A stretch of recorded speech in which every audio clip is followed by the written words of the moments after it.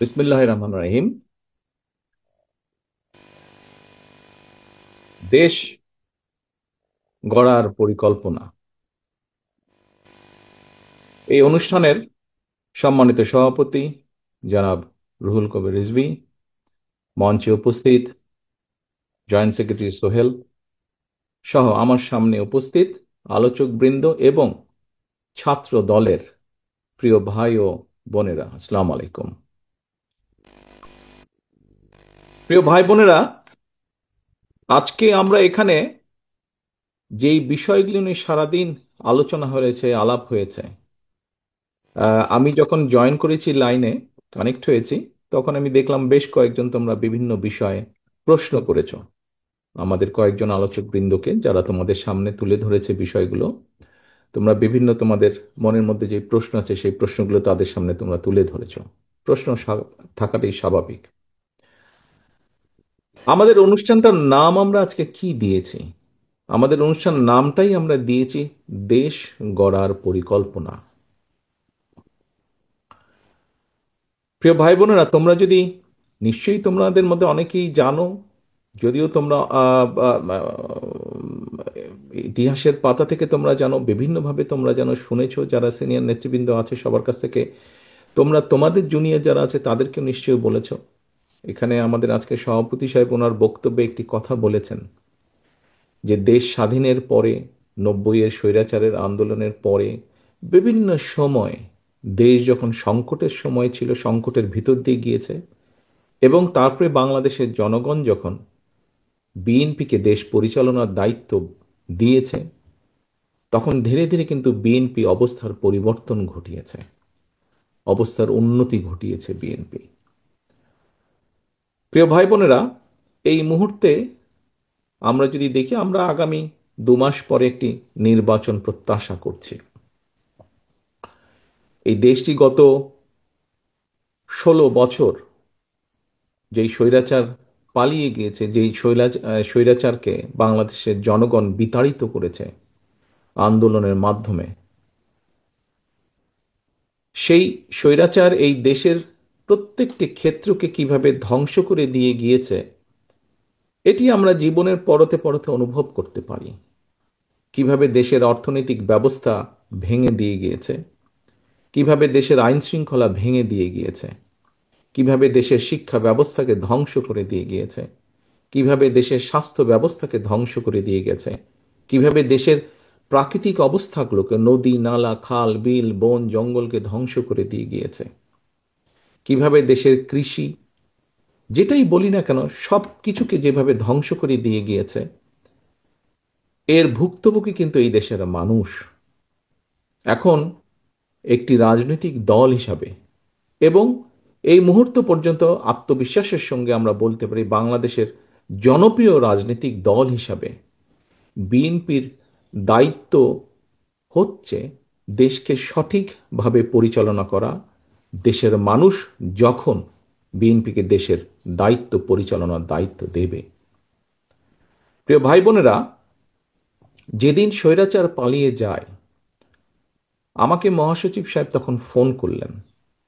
Phone করে বললেন যে জাতীয় সরকার গঠিত করলে ভালো হয় কিনা, অথবা আমরা জাতীয় সরকারে যাব কিনা। তখন বিভিন্ন রকম একটা হেফাজত কন্ডিশন। আমি তখন বলেছিলাম যে আমরা জনগণের রায় মাথা পেতে নেব, আমরা জনগণের কাছে যাব, আমরা জনগণ যে সিদ্ধান্ত দিবে তাই আমরা মাথা পেতে নেব। কাজেই আমি সেই মুহূর্তে মনে করেছিলাম যে জাতীয় সরকারে আমরা যাব না। আমাদের লক্ষ্য, আমাদের উদ্দেশ্য সব কিছু নিয়ে আমরা জনগণের সামনে দাঁড়াবো।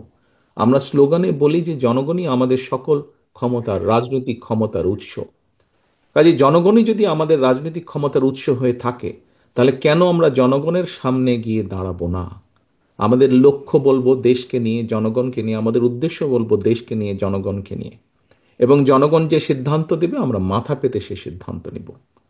প্রিয় ভাই বোনেরা, তোমাদের নিশ্চয়ই মনে আছে, আজকে থেকে প্রায় 3 বছর আগে বাংলাদেশে তখনও স্বৈরাচার বিপুল দাপটে এই দেশকে, দেশের মানুষের বাক স্বাধীনতার গলা টিপে রেখেছে, দেশের মানুষের রাজনৈতিক অধিকারের গলা টিপে রেখেছে।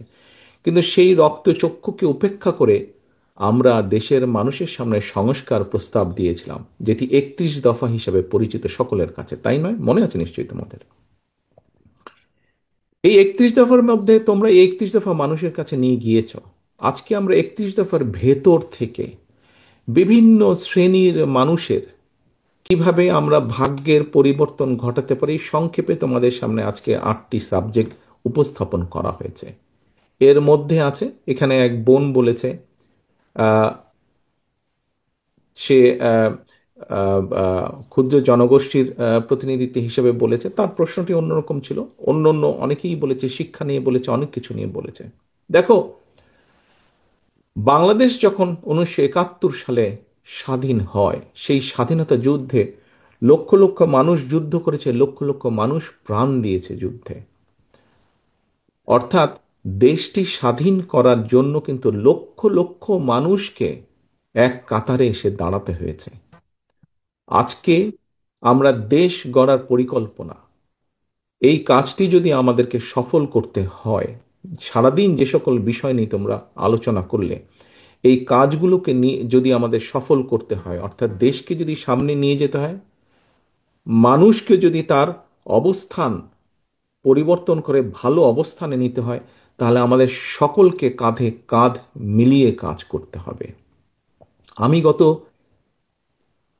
5ই আগস্টের পর থেকে, আমি গত প্রায় 1 বছরের বেশি সময় ধরে বলে আসছি যে আমাদের সামনের সময়গুলো কিন্তু খুব ভালো নয়। সামনে অনেক কঠিন সময়ে অপেক্ষা করছে আমাদের জন্য। বিভিন্নভাবে বিভিন্ন রকম ষড়যন্ত্র বিভিন্ন জায়গায় হচ্ছে।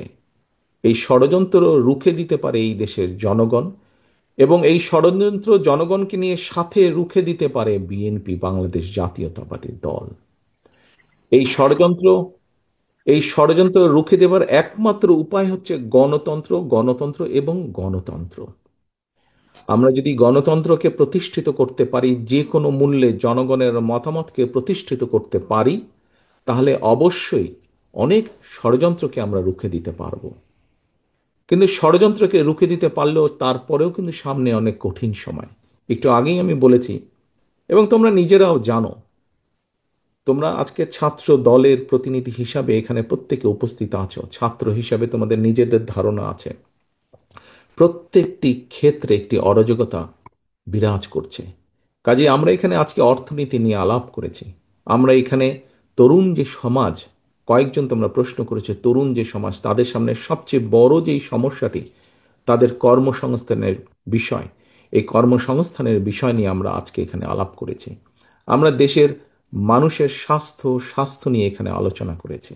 আমরা এখানে দেশের যে অর্ধেক সমাজ নারী সমাজ, এই নারী সমাজকে কিভাবে ইম্পাওয়ার করা যায় এবং তাদের কন্ট্রিবিউশনকে সমাজের মধ্যে নিয়ে আসা যায়, এবং যেটা শুভ ফল দেশের অর্থনীতি, দেশের সমাজ ব্যবস্থা, পরিবার, স্বাস্থ্য সবকিছুর উপরে অবস্থা, শুভ অবস্থাটা পড়বে, কিভাবে সেটা করা যায় তা নিয়ে আমরা আলোচনা করেছি।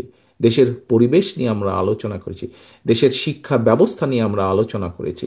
কিভাবে শিক্ষা ব্যবস্থাকে আমরা গড়ে তুলতে পারি, কিভাবে শিক্ষকদেরকে আমরা গড়ে তুলতে পারি সুন্দরভাবে, কারণ শিক্ষকদেরকে যদি আমরা গড়ে তুলতে পারি, তাহলে ভবিষ্যৎ শিক্ষা ব্যবস্থাকেও সুন্দরভাবে গড়ে তুলতে পারবো। কিন্তু এই কাজগুলো করা কিন্তু কঠিন কাজ, নট ইম্পসিবল, কিন্তু অনেক কঠিন কাজ। এবং দেশ এবং জাতিকে যদি নেতৃত্ব দিতে হয়, তাহলে অবশ্যই একটি পরিকল্পনা আমাদের সামনে থাকতে হবে। প্রিয় ভাই বোনেরা, তোমরা আজকে যখন এই হলে এসে বসেছো, তোমাদের আলোচনা শুরু হয়েছে। তোমাদের আলোচনা শুরু হবার সময় তোমাদেরকে প্রত্যেকে একটা করে ফোল্ডার দেওয়া হয়েছে, এবং কিছুক্ষণ পরে, খুব সম্ভবত লাঞ্চের পরে, তোমাদের সকলকে আলাদা আবার হাতে হাতে একটা লিফলেট দেওয়া হয়েছে না তোমাদের? সেই লিফলেটের মধ্যে কি আছে? সেই লিফলেটের মধ্যে কি আছে আমি বলছি। আলাদা একটি লিফলেট তোমাদেরকে দেওয়া হয়েছে।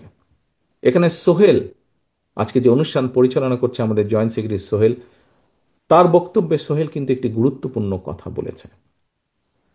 আমি ব্যক্তিগতভাবে বিশ্বাস করি একটি বিষয়, আমরা যতগুলো পরিকল্পনা নিয়েছি, এই পরিকল্পনাগুলোকে সফল করতে হলে যেরকম আমাদের যোগ্য ব্যক্তিদেরকে বিভিন্ন জায়গায় দায়িত্ব দিতে হবে, কিন্তু তার থেকেও দুইটি বড় ইম্পর্টেন্ট বিষয় আছে যেই দুইটি বিষয়কে যে কোনো মূল্যে আমাদেরকে অ্যাড্রেস করতে হবে। এবং এই দুইটি বিষয়কে যদি আমরা অ্যাড্রেস করতে না পারি, আমাদের পুরা জাতি এবং দেশ সংকটের মধ্যে পড়বে। কি দুটি বিষয়? এক, দুর্নীতি, যে কোনো মূল্যে এই দুর্নীতির লাগাম টেনে ধরতে হবে। দুই, আইন শৃঙ্খলা পরিস্থিতি, যে কোনো মূল্যে আইন শৃঙ্খলা পরিস্থিতির লাগাম টেনে ধরতে হবে। যদি আমরা দুর্নীতি এবং আইন শৃঙ্খলা যদি আমরা দুর্নীতি এবং আইন শৃঙ্খলার লাগাম টেনে ধরতে না পারি, তাহলে আমরা যে পরিকল্পনাগুলি গ্রহণ করেছি মানুষের স্বাস্থ্য নিয়ে, দেশের ভবিষ্যৎ সন্তানদের শিক্ষা ব্যবস্থা নিয়ে, নারী সমাজকে এম্পাওয়ার্ড করার জন্য, দেশের কৃষি ব্যবস্থা, প্রত্যেকটি পরিকল্পনা আমাদের বাধাগ্রস্ত হবে, স্লো হয়ে যাবে আমাদের। সেজন্যই আমাদের সরকার গঠনের সুযোগ পাওয়ার সাথে সাথে সর্বপ্রথমে আমাদেরকে নজর দিতে হবে, সর্বপ্রথমে আমাদেরকে ব্যবস্থা করতে হবে দুর্নীতির লাগাম কিভাবে আমরা টেনে ধরব। প্রিয় ভাই বোনেরা, তোমাদের হাতে যে লিফলেটটা দেওয়া হয়েছে, এই লিফলেটের মধ্যে একদম তথ্য দিয়ে উপস্থাপন করা হয়েছে যে বিএনপি 2001 সাল থেকে 2006 সাল পর্যন্ত যখন দেশ পরিচালনার দায়িত্বে ছিল, তার আগে এই যেই স্বৈরাচারকে বিদায় করা হয়েছিল, সেই স্বৈরাচার যখন দেশ ক্ষমতায় ছিল, সেই সময় কিভাবে তারা দুর্নীতিতে দুর্নীতি ছেয়ে ফেলেছিল দেশকে, এবং 2001 সালে দায়িত্ব পাবার পরে কিভাবে খালেদা জিয়ার সরকার ধীরে ধীরে ধীরে ধীরে দুর্নীতির অবস্থার উন্নতি ঘটিয়েছিল, দুর্নীতি থেকে ধীরে ধীরে কিভাবে দেশকে বের করে নিয়েছিল। একটি আন্তর্জাতিক সংস্থার সংস্থার যে অ্যানালাইসিস, সেই অ্যানালাইসিস একদম পুরা সুন্দরভাবে তোমাদের সামনে তুলে ধরা হয়েছে সেই লিফলেটটার মধ্যে। কাজেই আমরা দৃঢ়ভাবে, অত্যন্ত আত্মবিশ্বাসের সঙ্গে বলতে পারি, এই বাংলাদেশে যদি দুর্নীতির লাগাম টেনে ধরতে পারে, তাহলে একমাত্র বাংলাদেশ জাতীয়তাবাদী দলই পক্ষেই সেটা সম্ভব। সেইটি করা সম্ভব একমাত্র কারণ আমরা অতীতে করেছি। আমরা ইনশাল্লাহ ভবিষ্যতে দেশের মানুষ ভবিষ্যতে ইনশাল্লাহ আমরা সেই কাজটি করিয়ে দেখাতে পারবো। প্রিয় সহকর্মীবৃন্দ, কেউ কেউ বলে থাকে স্বৈরাচার যেভাবে বিএনপি সম্পর্কে, এই যে স্বৈরাচার, পলাতক যে স্বৈরাচার, তারা বিএনপির সম্পর্কে যেসব মিথ্যা প্রপাগান্ডা ছড়াতো, আমরা ইদানিং লক্ষ্য করছি কিছু কিছু ব্যক্তি বা দল ঠিক একই সুরে গান গাইছে বা একই সুরে কতগুলো কথা বলার চেষ্টা করছে। এখন প্রশ্ন হচ্ছে, তাদেরও তো দুইজন ব্যক্তি আমাদের সাথে সেই সময় সরকারে ছিল। এই দুজন ব্যক্তি পৃথিবীতে আর নেই। দুজনই সিনিয়র মানুষ, দুজনেই সিনিয়র রাজনীতিবিদ ছিলেন। তারা তারা গত হয়েছেন। কাজেই যে মানুষ নেই তাদের সম্পর্কে অবশ্যই খারাপ কথা বলা উচিত নয়। তাদের প্রতি পরিপূর্ণ সম্মান রেখেই বলতে চাই, সেই দুইজন ব্যক্তির বিএনপি সরকারে শেষ দিন পর্যন্ত থাকা প্রমাণ করে দেয় এক, দুটো জিনিস প্রমাণ করে যৌক্তিকভাবে। এক, তারা অবশ্যই পূর্ণ কনফিডেন্স ছিল খালেদা জিয়ার উপরে যে খালেদা জিয়া দুর্নীতির বিরুদ্ধে যুদ্ধ করছে, সেজন্যই তারা শেষ দিন পর্যন্ত ছিল। এখন তাদের দলের অন্য যে যত বড় বড় কথা বলি কি না কেন, খালেদা জিয়া শেষ দিন পর্যন্ত দুর্নীতির বিরুদ্ধে যুদ্ধ করেছে এবং দুর্নীতির অবস্থার পরিবর্তন ঘটেছে, এই আত্মবিশ্বাস তাদের মধ্যে ছিল। তারা দেখেছিল সেই সরকারকে, কারণ তো সরকারের ভেতরেই ছিল। সেজন্যই তারা শেষ দিন পর্যন্ত এই বিএনপি সরকারের সাথে তারা ছিল। আমরা এইভাবেই ধরে নেব, আমরা অন্য কিছু বলতে চাই না। কেউ কেউ বলে থাকে যে কেউ কেউ বলে থাকে যে তাদের বিরুদ্ধে কোনো কিছু অভিযোগ পাওয়া যায় না। আজকে যখন নিরপেক্ষ কোর্ট বসেছে, স্বৈরাচারের সময় আমরা দেখেছি কিভাবে আদালতকে ইনফ্লুয়েন্স করা হতো, কিন্তু স্বৈরাচার পালিয়ে যাওয়ার পরে মোটামুটি আমরা বলতে পারি যে আদালত এখন নিরপেক্ষতা আমরা আশা করি। সেই নিরপেক্ষ আদালত থেকে আমরা দেখেছি কারো বিরুদ্ধেই কোনো জিনিস প্রমাণিত হয়নি, এটি ছিল প্রোপাগান্ডা। কাজেই আমাদেরকে আজকে এই এই এই কনক্লুশনই আসতে হবে যে একমাত্র বিএনপি পেরেছিল দেশকে দুর্নীতি থেকে বের করে নিয়ে আসতে। ইনশাল্লাহ আগামী দিনেও বিএনপি পারবে। এবার আসো আইন শৃঙ্খলা। এবার আসো আরেকটি বিষয় আমি উল্লেখ করতে চাই তোমাদের সামনে, সেটি হচ্ছে আইন শৃঙ্খলা পরিস্থিতি। প্রিয় ভাই বোনেরা, তোমাদের অনেকেরই বয়স তখন আজকে থেকে অনেক কম ছিল, কিন্তু তোমরা নিশ্চয়ই শুনেছ অনেক মানুষের কাছে, সহকর্মী হোক, পরিবারের সদস্য হোক, আত্মীয় স্বজন হোক, বিগত বিএনপি সরকারের সময় আমরা বিভিন্ন আইন শৃঙ্খলা বাহিনী তৈরির মাধ্যমে আমরা দেশে আইন শৃঙ্খলা পরিস্থিতির উন্নতি ঘটিয়েছিলাম। হ্যাঁ, পরবর্তীকালে আমরা দেখেছি যে এই যে বিগত যে স্বৈরাচার পালিয়ে গেছে, তারা তাদের ক্ষমতার অপব্যবহার করে সেই আইন শৃঙ্খলা বাহিনীকে রাজনৈতিক স্বার্থে ব্যবহার করেছিল, এবং রাজনৈতিক স্বার্থে ব্যবহার করে পুরা জাতি দেশকে বিশ্বের সামনে কলঙ্কিত করেছে। সেই আইন শৃঙ্খলা বাহিনীকেও তারা কলঙ্কিত করেছে, সেটি হচ্ছে তারা অপব্যবহার করেছিল। কিন্তু বিএনপি দেশের স্বার্থে কোনো কিছু বিবেচনা, রাজনৈতিক প্রিফারেন্স না দিয়ে বরঞ্চ কিভাবে মানুষের শান্তি শৃঙ্খলা প্রতিষ্ঠিত করা যায়, কিভাবে দেশের আইন শৃঙ্খলা প্রতিষ্ঠিত করা যায়, তার প্রতি মনোযোগী ছিল। সেটাই ছিল বিএনপির কাছে প্রায়োরিটি। কাজেই তোমাদের নিশ্চয়ই তোমাদের ধারণা আছে, মনে আছে যে মোটামুটিভাবে সেই সময় 2003, 4, 5, 6 দিকে মোটামুটিভাবে ধীরে ধীরে আইন শৃঙ্খলা পরিস্থিতি ধীরে ধীরে উন্নতি হতে থাকে দেশের। আমি আমার নিজের একটি ঘটনার কথা তোমাদের সামনে তুলে ধরি। একদিন সেটি খুব সম্ভব 2004-5 দিকে হবে, 5 দিকের ঘটনা। আমি রাত্রেবেলায় অফিস থেকে বাড়িতে ফিরছি। আমি নিজেই গাড়ি চালাচ্ছিলাম। ক্যান্টনমেন্টের কাছাকাছি যখন বাসায় পৌঁছেছি, ক্যান্টনমেন্টে তোমাদের হয়তো অনেকের ধারণা আছে, শহীদ আনোয়ার উচ্চ বালিকা বিদ্যালয় একটি আছে, স্কুল আছে।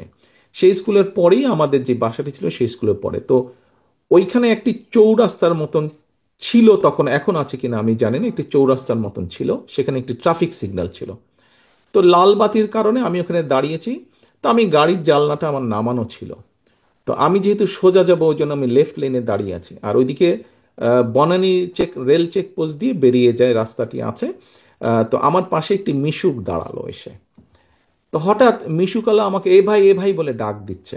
তা আমি তাকালাম, তা আমাকে বলে, আপনি তারেক জিয়া না? আমি বললাম যে হ্যাঁ, আমি তারেক জিয়া। তো বলে, ভাই আপনারা এই যে বিভিন্ন বাহিনী সৃষ্টি করেছেন, এর মাধ্যমে আমরা অনেক শান্তিতে আছি। আমরা কেন, কিভাবে? বলে, ভাই আগে এই যখন গলিটলিতে আমরা যাত্রী নিয়ে যেতাম, প্রায় ছিনতাইয়ের মুখোমুখি হতাম, কিন্তু গত কিছুদিন ধরে আমরা অনেক শান্তিতে আছি, আমরা নিরাপদে আছি, আমাদের আর এইসবের মুখোমুখি হতে হয় না, বলা যায় মোটামুটি একদম আমরা নিরাপদ আছি। প্রিয় সহকর্মীবৃন্দ, এই ঘটনাটি আমি এই জন্য বললাম তোমাদের সকলের সামনে, যে এই ঘটনাটি অনেকগুলো ঘটনার মধ্যে একটি, এবং এই ঘটনাটি প্রমাণ করে একজন সাধারণ মানুষ, সে আমাকে চিনতো, আমি তাকে চিনতাম না, এবং তারপরে 1 মিনিটের কথা, তারপরে সে তার পথে চলে গেল, আমি আমার পথে চলে গেলাম। এই ঘটনাটি প্রমাণ করে যে বাংলাদেশের মানুষের শান্তি শৃঙ্খলা, আইন শৃঙ্খলা যদি ফিরিয়ে আনতে হয়, সেটিও বিএনপির পক্ষেই করা সম্ভব। প্রিয় ভাই বোনেরা, কিছু কিছু মানুষ বা কোনো কোনো গোষ্ঠী ইদানিং বলতে শুনেছি, বা বিভিন্ন জায়গায় কেউ কেউ সোশ্যাল মিডিয়ায় বলে যে অমুককে দেখলাম, তমুককে দেখলাম, তমুককে দেখলাম। এবার অমুককে দেখুন, যাদের কথা বলে অমুককে দেখুন, প্রিয় সহকর্মীবৃন্দ, তাদেরকে তো দেশের মানুষ 1971 সালেই দেখেছে। যে 1971 সালে তারা তাদের নিজেদের স্বার্থ রক্ষার্থে কিভাবে লক্ষ লক্ষ মানুষকে হত্যা করেছে, ঠিক যেভাবে পতিত স্বৈরাচার পালিয়ে যাওয়ার আগে হাজারো হাজারো মানুষকে হত্যা করেছিল ক্ষমতা ধরে রাখার জন্য। এই যাদেরকে কেউ কেউ বলে যে একবার দেখুন না এদেরকে, তাদেরকে দেশের মানুষ 71 সালেই দেখেছে নিজেদের রাজনৈতিক স্বার্থ রক্ষার্থে লক্ষ লক্ষ মানুষকে শুধু হত্যাই করেনি, তাদের সহকর্মীরা কিভাবে মা বোনদের ইজ্জত পর্যন্ত লুট করেছিল।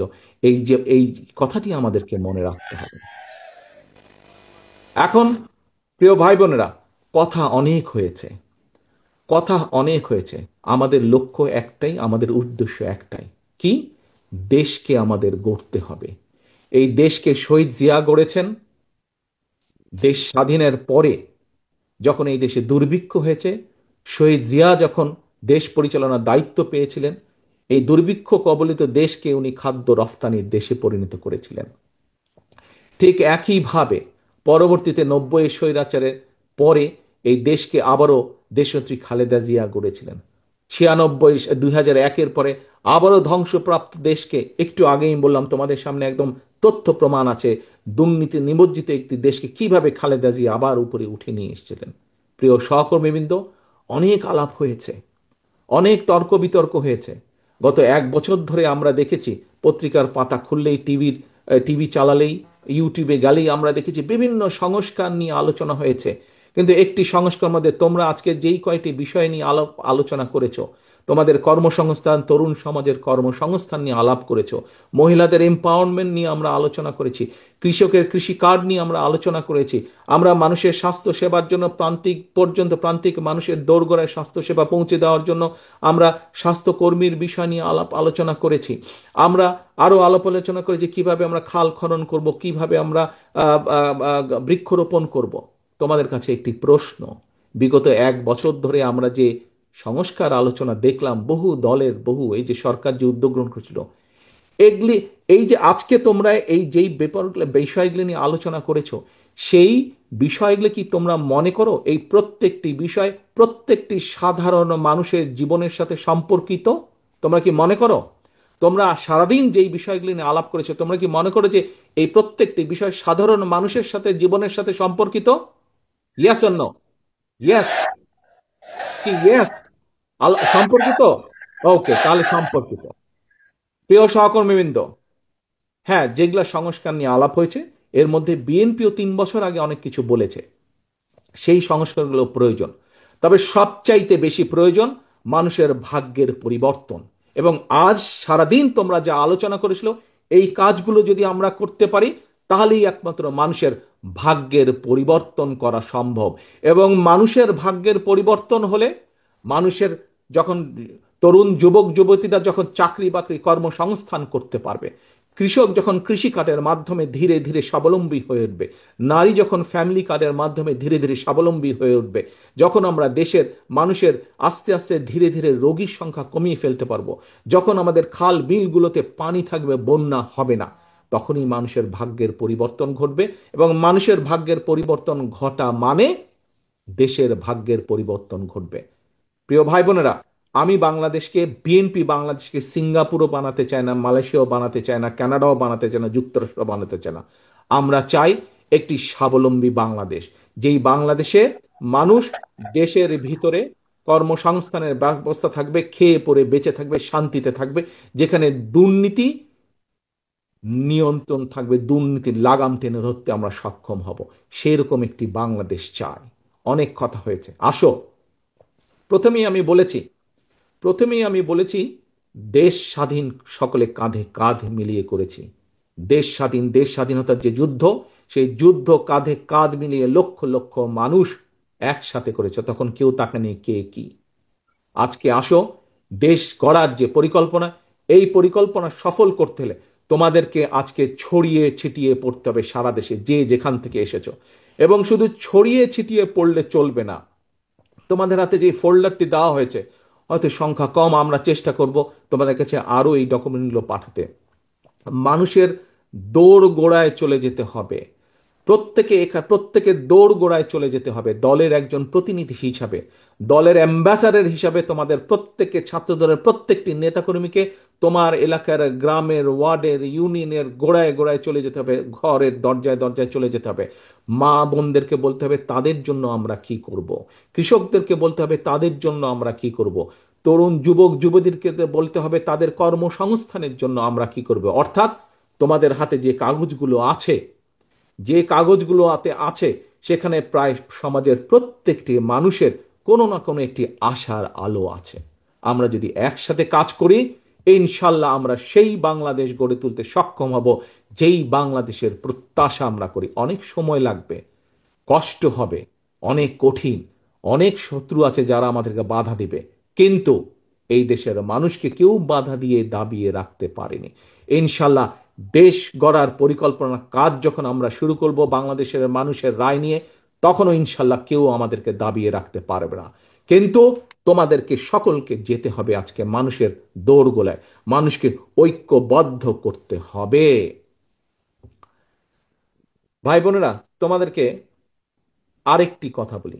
এই দুইটি বিষয় আমি উল্লেখ করব। দুইটি বিষয় উল্লেখ করে আজকে তোমাদেরকে ছেড়ে দিব, এবং ছেড়ে দেওয়ার পরে যেই কাজটি বললাম সেই কাজটিতে কিন্তু তোমাদেরকে প্ল্যান করতে হবে। তোমরা এখানে যারা আজকে ছাত্র দলের বিভিন্ন ইউনিটের নেতৃবৃন্দ উপস্থিত আছো, তোমাদের নিচে তোমাদের আরো অনেক সহকর্মী আছে। তোমরা যে যার ইউনিটে ফিরে যাবে, সবাইকে ডাকবে। তোমরা যা জেনে গেলে, যা শিখে গেলে, তাদেরকে সেগুলো তোমরা বলবে, বোঝাবে, এবং ছুটে বেড়াতে হবে, ছড়িয়ে পড়তে হবে। মানুষের ঘরে ঘরে ছড়িয়ে পড়তে হবে। মানুষকে বলতে হবে যে বিএনপি আগামী দিনে এই এই কাজ আপনাদের জন্য করতে চায়। তোমার দল কি? বাংলাদেশ জাতীয়তাবাদী দল। বাংলাদেশ জাতীয়তাবাদী দল এই এই কাজগুলো কৃষকের জন্য এই করতে চায়, নারী সমাজের জন্য এই করতে চায়, ছাত্র ছাত্রীদের জন্য এই করতে চায়, শিক্ষকদের জন্য এই করতে চায়, মসজিদের ইমাম মুয়াজ্জেম সাহেবদের জন্য এই করতে চায়। প্রত্যেকটি মানুষের কাছে তার তার মেসেজগুলো পৌঁছে দিতে হবে। প্রিয় সহকর্মীবৃন্দ,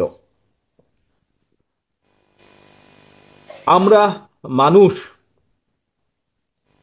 পৃথিবীতে আমরা বসবাস করি। আমরা মানুষ হিসাবে মানুষের জন্য আমরা কাজ করতে পারি। আমাদের সীমাবদ্ধতা আছে, পার্থিব সীমাবদ্ধতা আছে। সেই পার্থিব সীমাবদ্ধতার মধ্যে থেকে আমরা মানুষকে যা দিতে পারি, যা করতে পারি, আমরা মানুষের কাছে সেটি কমিট করব, সেটি কমিটমেন্ট দেব। এখন এখন যার মালিক আমি বা তুমি কেউ না, তার কমিটমেন্ট কি আমরা দিতে পারি? তার কমিটমেন্ট আমরা দিতে পারি না, যা আমাদের সাধ্যের বাইরে। এখানে আমরা মুসলমান আছি, অন্য ধর্মের মানুষও এখানে উপস্থিত আছে। মুসলমান হিসেবে আমরা বিশ্বাস করি এই পৃথিবীতে এবং পৃথিবীর বাইরে যাবতীয় যা কিছু আছে, আমরা যা কল্পনা করি, যা কল্পনা করতে পারি না, সকল কিছুর মালিক একমাত্র আল্লাহ তাআলা, একমাত্র আল্লাহ রাব্বুল আলামিন। আমরা শুনেছি অনেক কিছু, একটি রাজনৈতিক দলের কিছু ব্যক্তি বা বেশ কিছু ব্যক্তি বিভিন্ন জিনিসের টিকিট বিক্রি করে বেড়াচ্ছে, বিভিন্ন জিনিসের কনফার্মেশন দিয়ে বেড়াচ্ছে। তো এখন এখন আমি যতটুকু বুঝি, অনেক মুরব্বী ব্যক্তি আছেন, বুজুর্গ ব্যক্তি আছেন ধর্মীয় বিষয়।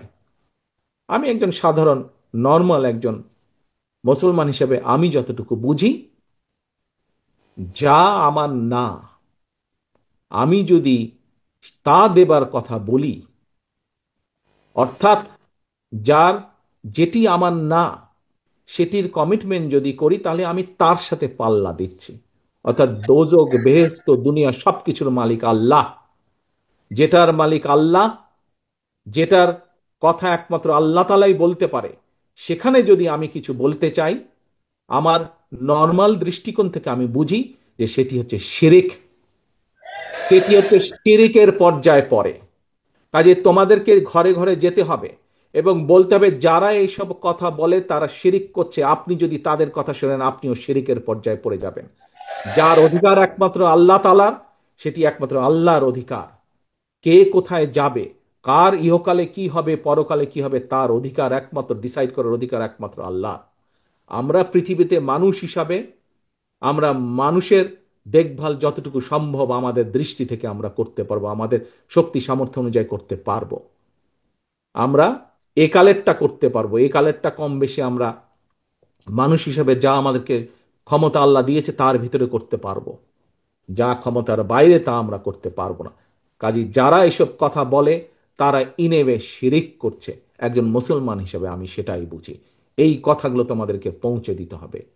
তবে সবচেয়ে বড় কথা হচ্ছে, যা তোমরা আজকে শিখে গিয়েছো, যা তোমরা আজকে জেনে গিয়েছো, যা তোমরা আজকে বুঝে গিয়েছো, এগুলো মানুষের দোরগোড়ায় পৌঁছে দিতে হবে তোমাদেরকে। তোমাদেরকে বিএনপির অ্যাম্বাসাডার হিসাবে যেতে হবে, আজকে মানুষের রাষ্ট্রদূত হিসাবে, দূত হিসাবে যেতে হবে। এখন আমার প্রশ্ন তোমাদের কাছে, তোমরা কি এই কঠিন কাজটি করতে পারবে? যদি তোমরা এই কঠিন কাজটি করতে পারো, তাহলে ইনশাল্লাহ বিএনপি দেশ গড়ার যে পরিকল্পনা, সেই পরিকল্পনার পক্ষে ইনশাল্লাহ আমরা জনগণের রায় পাব, এবং জনগণের রায় ইনশাল্লাহ পেলে ইনশাল্লাহ আমরা এই পরিকল্পনাকে ধীরে ধীরে পর্যায়ক্রমিকভাবে বাস্তবায়ন করবই ইনশাল্লাহ। প্রিয় সহকর্মীবৃন্দ, আশা করি, প্রত্যাশা করি এবং ইনশাল্লাহ তোমরা তোমাদের কাজে সফল হও। তোমাদের সেই সফলতা কামনা করে আমার বক্তব্য শেষ করছি। আল্লাহ হাফেজ। বাংলাদেশ জিন্দাবাদ। বাংলাদেশ জাতীয়তাবাদী দল জিন্দাবাদ।